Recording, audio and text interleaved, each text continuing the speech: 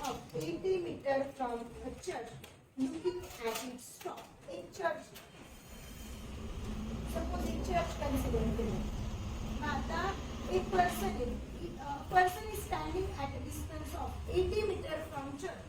एक माणूस आहे चर्च पासून किती डिस्टन्स वरती उभा आहे 80 मीटर आणि कुठे बघतोय लुकिंग ॲट इट्स टॉप चर्चच्या टॉपला बघतोय म्हणजे इकडे बघतोय इथून इकडे बघतोय ना तो the angle of elevation is 45 degree angle of elevation किती झालाय 45 degree find the height of church मग चर्चची हाइट फाइंड आउट करायची म्हणजे ते फाइंड आउट करायचे आपल्याला नावं देऊ आपण काहीतरी ए बी आणि सी अशी नावं दिली आपण याला मग आता जे आपण ही नावं कन्सिडर केली आहेत दिलेली आहेत का बुक मध्ये नाही मग ही नावं आधी हे इकडे लिहून घ्यायचं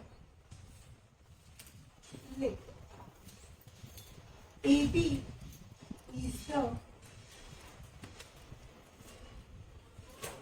height of church A B ही काय कन्सिडर केली आपण चर्चची हाइट कन्सिडर केली त्याच्यानंतर BC is the distance between church and person दोघांच्या मधले डिस्टन्स आहे BC is the distance between church and person त्याच्यानंतर angle ACB is the angle of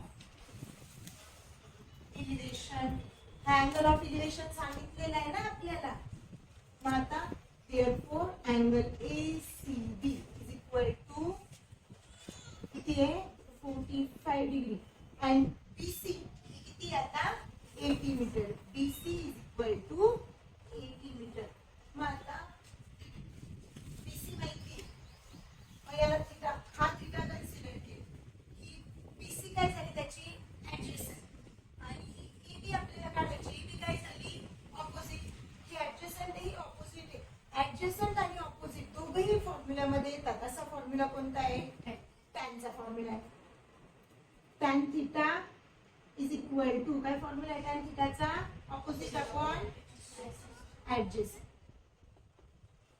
मग tan 45 is equal to opposite काय आहे याची AB आणि ऍडजसंट काय आहे BC किंवा CB मग tan 45 ची व्हॅल्यू किती आहे 1 tan 45 वगैरे ना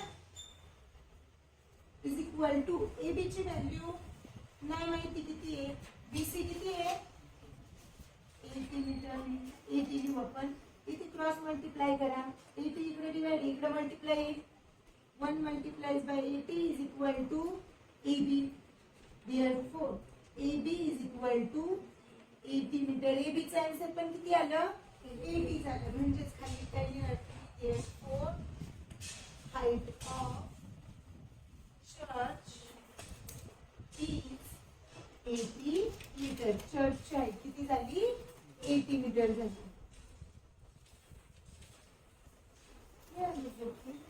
Second question बघा time. From the top of a lighthouse, an observer looking at a ship make angle of depression 60 degree. If the height of lighthouse is 90 meters, then find how far the ship is from the lighthouse. Now, suppose a lighthouse. The lighthouse consider okay. Now, from the top of lighthouse, an observer looking at the ship. इथून एक व्यक्ती काय करतोय ship कडे बघ ship खाली असणार आहे लाईट हाऊस उंच आहे मग सपोज हा झाला शिपचा इथे एक अँगल ऑफ डिप्रेशन तयार झाला अँगल ऑफ डिप्रेशन कितीच आहे 60 लाईट हाऊसची हाईट किती दिली आपल्याला 90 मीटर हे लाईट हाऊस आहे ना आपलं लाईट हाऊसची हाईट आहे 90 याला नाव देऊ A B C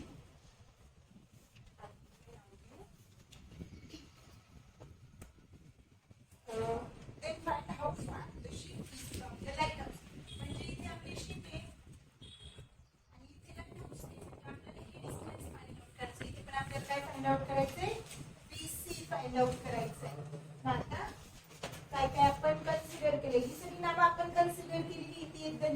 पाहिजे late. AB is the height of lighthouse. त्याच्यानंतर BC is the distance between ship and lighthouse. आणि angle DAC is the angle of depression. Angle DAC is the angle of depression. मग आता हा angle of depression झाला. BC is parallel to AD. ही BC horizontal plane आहे. ही BC कशाला parallel आहे? AD ला. हा वरती हॉरिझॉन्टल प्लेन आहे आणि BC हा खालचा हॉरिझॉन्टल. दोन हॉरिझॉन्टल प्लेन एकमेकांना कसे असणार आहेत? पॅरलल असणार आहे. Therefore angle DAC is equal to angle ACB. हा ACB हा याच्या इक्वल असणार आहे. रिझन काय त्याचा? Alternate angle. Interior alternate angle. दोन पॅरलल लाईनच्या मधले अल्टरनेट अँगल झाले ना ते सिमिलर असतात. Therefore angle ACB is equal to 60 degree. म्हणजे हा ACB पण किती मिळाला आपल्याला? 60 डिग्री मिळाला. मग आता याला थीटा कन्सिडर करा. मग हा जर थीटा कन्सिडर केला तर आपल्याला ऑपोजिट माहिती आणि ऍडजस्टंट काढायची. मग ऑपोजिट आणि ऍडजस्टंट असणारा फॉर्म्युला tan थीटा. मग tan theta is equal to काय फॉर्म्युला tan थीटाचा? Opposite upon adjacent. मग इथे आपल्याला किती घ्यायचं? आता tan 60 is equal to opposite काय आहे? AB अपॉन ऍडजस्टंट काय आहे? BC. tan 60 ची व्हॅल्यू असते √3 इज इक्वल टू AB ची व्हॅल्यू किती आहे? 90 divides bye BC. Cross multiply. हा BC इकडे आणि √3 इकडे डिवाइडला जाईल. मग BC is equal to 90 divides by √3. Question मध्ये आपल्याला दिलेले आहे √3 ची व्हॅल्यू किती घ्यायची सांगितली आहे? 1.73. मग BC is equal to 90 upon √3. दोघांनाही √3 ने काय करायचं? मल्टिप्लाय करायचं. न्यूमरेटर आणि डिनॉमिनेटरला. त्याला रॅशनलायझेशन म्हणतो आपण. मग 90 डिवाइड्स बाय √3 इंटू √3 किती होतं? 3 येतं फक्त. √3 इंटू √3 ऍक्च्युअल त्याचा आन्सर काय येईल? √9. 3 इंटू 3 9. आणि मग हे काय झालं? 90 √3. 9 चा स्क्वेअर रूट 3 1 जा 3 3 3 जा 9 3 0 जा 0. आणि मग 30 मल्टिप्लाइज बाय √3. √3 ची व्हॅल्यू किती घ्यायची सांगितली आपल्याला? 1.73. आणि आता आन्सर दिलेला आपल्याला 3 ने मल्टिप्लाय करा. 3 3 जा 9 3 7 जा 21. कॅरीवर आले 2. 3 1 जा 3 आणि हे 2 5. आणि शेवटी एक 0 आहे ना, तो 0. 2 नंबरच्या नंतर पॉइंट आहे. 2 नंबरच्या नंतर पॉइंट दिला. म्हणजे हाईट किती मिळाली आपल्याला? 51. डिस्टन्स किती मिळालं? 51.9.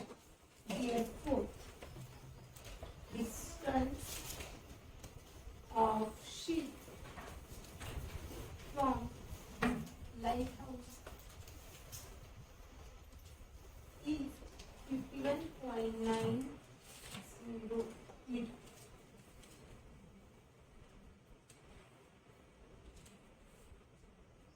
Two buildings are facing each other on a road of width 12 meter. दोन बिल्डिंग्स आहेत.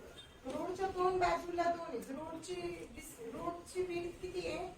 12 meter. Two buildings are facing each other on a road with 12 meter. From the top of first building. मग आता suppose या दोन building consider करू आपण. बिल्डिंगचा base horizontal same आहे. रोडची विड्थ किती दिली आपल्याला? 12 मीटर एवढा रोड दिलेला आहे. त्याच्यानंतर काय सांगितले आपल्याला, from the top of first building which is 10 metre the angle of elevation of the top of second building is found to be 60. या बिल्डिंगची हाईट दिली किती आहे, 10 मीटर. ह्या बिल्डिंगच्या टॉपवरून ह्या बिल्डिंगच्या टॉपकडे बघू तर अँगल ऑफ एलिव्हेशन तयार होतो. मग ह्या दोघांच्या मध्ये एक परपेंडिक्युलर लाईन ड्रॉ करावी लागेल ना. ह्या दोघांची सेम लाईन येईल ना परपेंडिक्युलर. मग इथे ही लाईन परपेंडिक्युलर झाली, इथे 90 डिग्रीचा अँगल तयार झाला. हा अँगल ऑफ एलिव्हेशन झाला. अँगल ऑफ एलिव्हेशन कितीचा आहे, 60 डिग्री. आणि आपल्याला विचारलंय find the height of second building. आपल्याला हे डिस्टन्स किती आहे हे फाइंड आउट करायचं. आता काय काय दिलंय त्याच्यावरून नाव आधी याला नाव देऊन घेऊ. ए बी सी डी आणि ई झाली आपली. आता आपली फर्स्ट बिल्डिंग काय आहे, ए बी. सेकंड बिल्डिंग काय आहे, ई सी. बरोबर, हे आपल्या बिल्डिंग हाईट येतं. ते बिल्डिंग लिहिले AB and CE are the heights of two buildings. आपल्या दोन बिल्डिंगच्या हाईट झाल्या ना ह्या, AB आणि EC. त्याच्यानंतर BC is the रोड. हा BC हा रोड आहे. आता आपल्याला त्याच्यानंतर angle EAD is angle of elevation. हा EAD हा अँगल ऑफ एलिव्हेशन झाला. त्याच्यानंतर आपण AD is perpendicular to EC. आपण ही परपेंडिक्युलर ड्रॉ केलेली आहे. AD is perpendicular to EC. आता ह्या बिल्डिंग्स कोणतीही बिल्डिंग अर्थला परपेंडिक्युलर असते. म्हणजे हे अँगल कितीचे झाले, 90 चे. हा 90 चा, हा 90 चा, हा पण 90 चा. मग हा पण कितीचा असणार आहे, 90 चा. Angle B is equal to angle C is equal to 90 degree. त्याचे रिझन काय आहे, अँगल बी हॉरिझॉन्टल किंवा हॉरिझॉन्टल म्हणतो त्याला. अँगल बी हॉरिझॉन्टल सरफेस तो कितीचा असणार आहे, 90 चा. त्याच्यानंतर angle D is equal to 90 degree. Construction हे आपलं आपण स्वतःच कन्स्ट्रक्ट केलंय ना तो. Therefore angle A is also equal, फक्त ए नाही, lower A. Angle DAB is equal to 90. हा पण कितीचा झाला, 90 चा झाला. Therefore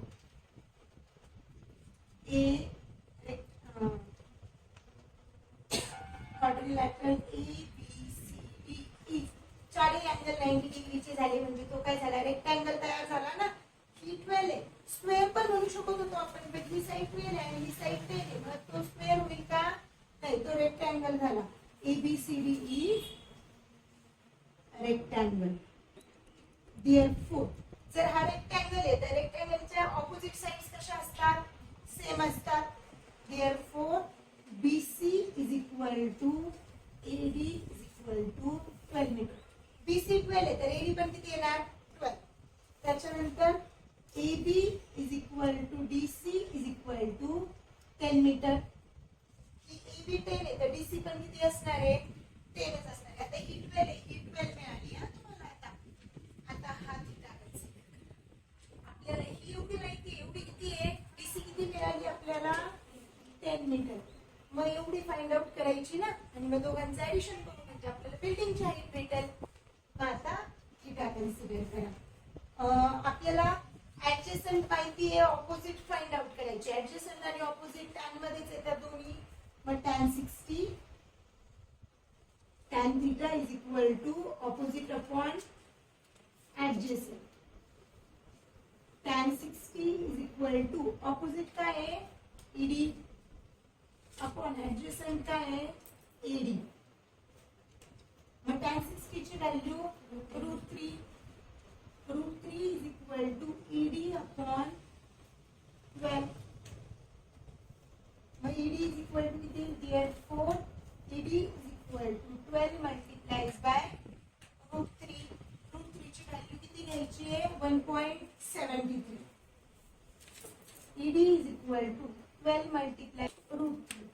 EC is equal to ED plus DC is equal to हे का घेतलं आपण बिकॉज E D आणि C. मग ED ची व्हॅल्यू किती आपली 12√3 प्लस DC किती आहे 10. मग आता हे आन्सर असंच ठेवावं लागेल आपल्याला. असंच आन्सर बघा जरी घेतली म्हणजे √3 ची व्हॅल्यू घेतली तर दोघांचे ऍडिशन करता येईल तुम्हाला. हे पण लिहून घ्या. एवढं आन्सर पण लिहा. EC चं तुम्हाला एवढंच लिहायचं तर एवढं लिहा. पण EC चा आपण आन्सर जर काढलं तर हे काय येईल 1.73 प्लस 10. √3 चा आन्सर मल्टिप्लिकेशन किती येतं 1.73. आपण मल्टिप्लाय केलं होतं याला किती येते आन्सर या दोघांचं मल्टिप्लाय केल्यानंतर 20. केलं होतं 76 प्लस 10 म्हणजे त्याची हाईट किती येईल 30.76 मीटर. तुम्ही दोन आन्सर लिहू शकता याचे. 4 height of second building is. तुम्ही हाईट डायरेक्टली हीच लिहिली तरी पण चालणार आहे किंवा ही लिहिली तरी चालते. Height of building is 12√3 plus 10 metre और 30.76 मीटर. दोन्हीपैकी कोणतेही लिहिले तरी चालेल. 4th question. Poles of height 18 meter and 7 meter are erected on ground. दोन पोल्स आहेत. एकाची हाईट किती आहे 18 मीटर आणि दुसऱ्याची हाईट आहे 7 metre.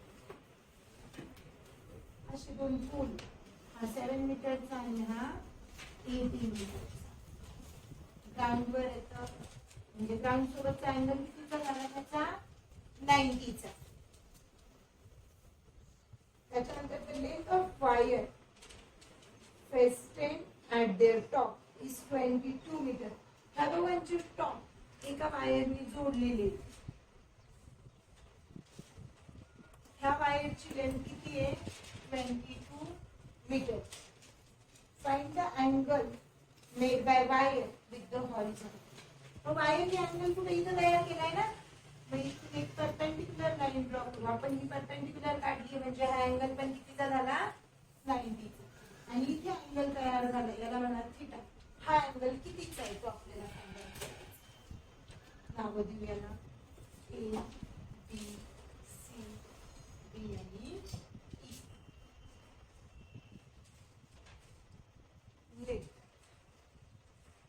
AB and EC are the heights of poles. ह्या कशाच्या हाईट झाल्या पोलच्या हाईट झाल्या. AB is equal to 7 metre आहे ना and EC is equal to 18 metre.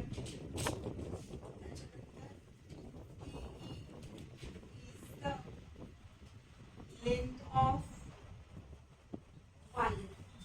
AE ही काय आपली wire. Therefore AE is equal to 22 meter. Draw AD perpendicular to EC. He perpendicular draw केली आपण. AD is perpendicular to EC. त्याच्यानंतर angle EAD is the angle of elevation. Therefore angle EAD is equal to theta. त्याला theta म्हणतो. किती हेच आपल्याला काढायचे. थीटाच काढायचं या क्वेश्चन मध्ये आपल्याला. मग आता इथे angle A angle B is equal to angle C is equal to 90. Angle of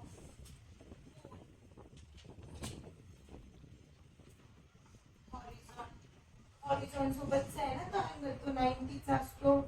त्याच्यानंतर angle ADC is equal to 90 degree. त्याचं रिझन काय आहे AD is perpendicular to EC. Therefore angle EAB is equal to 90 degree. हे दोन 90 आहेत, हा पण 90 आहे, म्हणजे हा तिसरा पण कितीचा येणार आहे? 90चा येणार आहे. Therefore, quadrilateral ABCD is rectangle. हा काय मिळाला आपल्याला? रेक्टँगल मिळाला. आता हा रेक्टँगल, ही हाईट जर 7 आहे, therefore AB is equal to DC. AB 7 आहे तर DC पण किती येणार आहे? 7च येणार आहे. is equal to 7 metre. मग आता ही पूर्ण EC किती होती आपली? 18. हा एवढा किती आहे? 7. मग ED काढता येईल ना आपल्याला? किती येते? therefore ED is equal to EC minus DC. त्या पूर्ण EC मधून एवढा DC मायनस केला की हा ED निघतो. EC किती आपला? 18 मायनस DC किती आला? 7. इथे लिहिलं ना DC 7 आहे. 18 मधून 7 गेले किती शिल्लक राहतात? 11. ED ची हाईट किती मिळाली? 11. ED equal to 11. मग आता ED पण माहिती आहे तुम्हाला. ED किती झाला? ही पूर्ण हाईट होती 18 मीटर. ED मिळाला 11 आणि हा कितीचा आहे? 7 मीटरचा. 11 प्लस 7 झाले ना परत 18. मग आता हा थिटा कन्सिडर करा. दोन्ही गोष्टी माहिती आहेत तुम्हाला. हायपोटेनियस माहिती आणि ऑपोजिट माहिती. हा हायपोटेनियस झाला ना कारण की हा अँगल 90चा आहे. तर 90च्या समोरचा हायपोटेनियस. हायपोटेनियस आणि ऑपोजिट येतो असा formula sin theta. sin theta is equal to opposite upon hypotenuse. मग sin theta किती आपल्याला माहिती? थीटाची व्हॅल्यूच आपल्याला काढायची. थीटा थीटाच घेतला. ऑपोजिट साइड म्हणजे काय आहे? ED अपॉन हायपोटेन्यूज काय आहे? AE. मग sin theta equal to ED ची व्हॅल्यू किती आहे? 11 आणि AE ची व्हॅल्यू किती आहे? 22. 11 चा 11, 11 2 जा 22. sin theta ची व्हॅल्यू किती मिळाली? 1/2. But we know that sin theta किती असल्यावर 1/2 आन्सर असतं? 30. But we know that sin 30 is equal to 1/2. And therefore theta is equal to 30 degree. मिळाली आपल्याला 30 degree. Therefore wire with 30 degree angle. wire किती angle केला? 30 degree.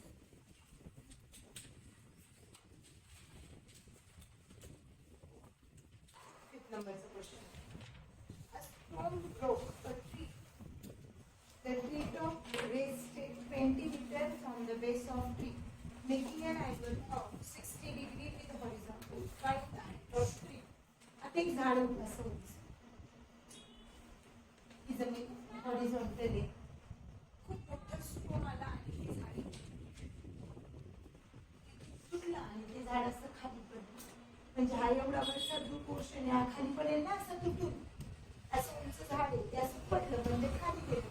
त्याला आपण नाव देतो A आणि इकडे C, इथे P. हे EC ही काय आपल्या ऍक्च्युअल ट्रीची हाईट आहे. पण आपलं ट्री B पोर्शन मध्ये तुटलं आणि ते इकडे पडलं. याला आपण D म्हणू. मग हा जेवढा BC आहे तेवढाच हा PD असणार आहे ना. म्हणजे असं झाड होतं उंच आणि ते इथून मध्ये तुटलंय आणि ते असं पडले. मग जेवढी हाईट वर होती तेवढीच हाईट खाली गेली ना त्याची. आणि किती हाईट वर जाऊन पडलंय ते? 20 मीटर. म्हणजे A पासून D पर्यंतच. इथे थोडे जाण्याचं. थोडापासून ते किती डिस्टन्स वर जाऊन पडलं? 20 मीटर वर जाऊन पडलं. बनला ट्रायंगल. आणि खाली पडल्यानंतर त्याने अँगल कितीचा केला? 60 डिग्रीचा अँगल तयार केला. आणखी काही दिलंय का आपल्याला क्वेश्चन मध्ये? एवढंच दिलं.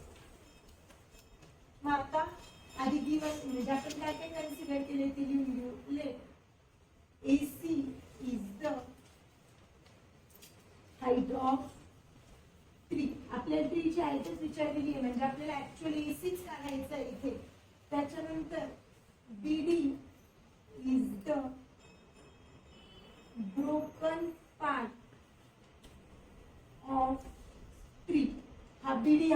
पार्ट आहे ना पडला. therefore BC is equal to BD. मग बी पासून पडलेले आहे म्हणजे BC इज इक्वल टू काय झाला BD. हे दोन्ही इक्वल झाले. त्याच्यानंतर आपल्याला काय दिलेलं आहे AD is equal to 20 metre because ते बी वर जाऊन पडला ना हे 20 and angle BDA is the angle of elevation.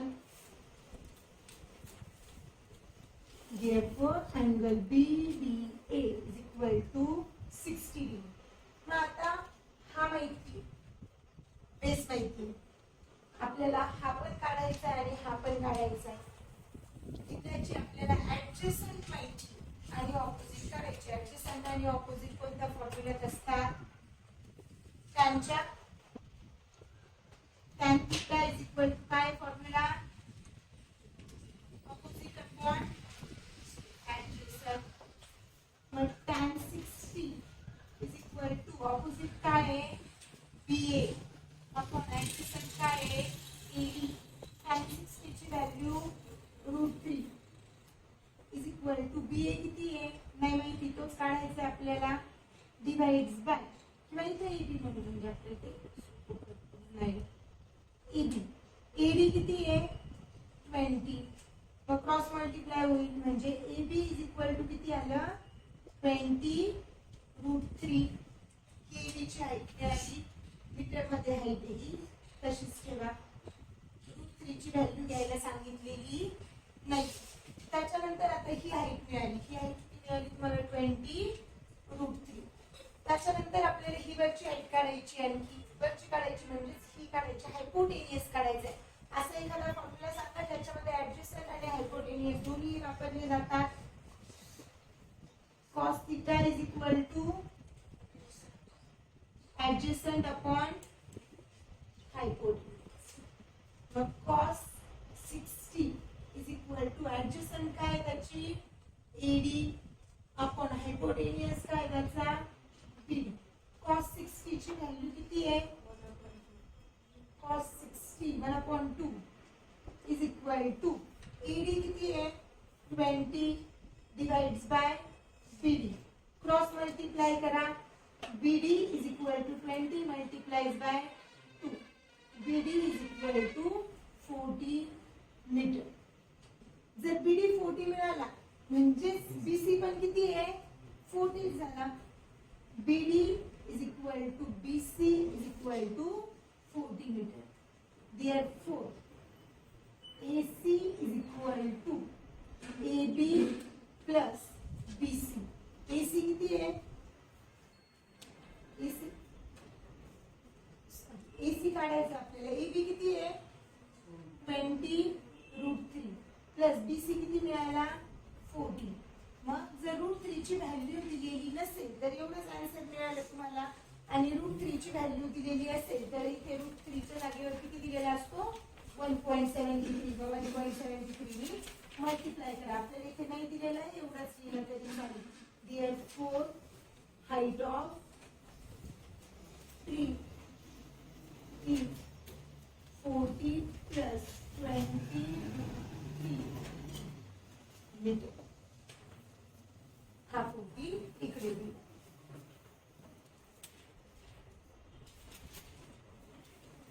Question काय दिलाय बघा. A kite is flying at a height of 60 meter above the ground. एक पतंग उडतोय जमिनीपासून 60 मीटर दिसतोय. The speed at which the kite is tied at the ground. हा पतंग इथे ग्राउंड आपलं इथे पतंग उडतोय आपला. ए ही काईटची पोझिशन आहे की हा ग्राउंड ह्या हाईटला पतंग उडतो. हाईट आपण सगळं मोजणार आहे पण पतंगाची दोरी तिथे धरलेली असते ना. पतंगाची दोरी ग्राउंडला बांधलेली इथे बांधलेली अशी. ही जी पतंगाची दोरी ही काय करते जमिनीसोबत 60 डिग्रीचा अँगल तयार करते. पतंग किती हाईटला उडतोय म्हणून सांगितले आपल्याला. A kite is flying at a height of 60 metre. एवढीच डायग्राम लिहिलेली आहे. याच्यामध्ये एक्स्ट्रा काहीच दिलेलं नाही. मग आता लेट AB is the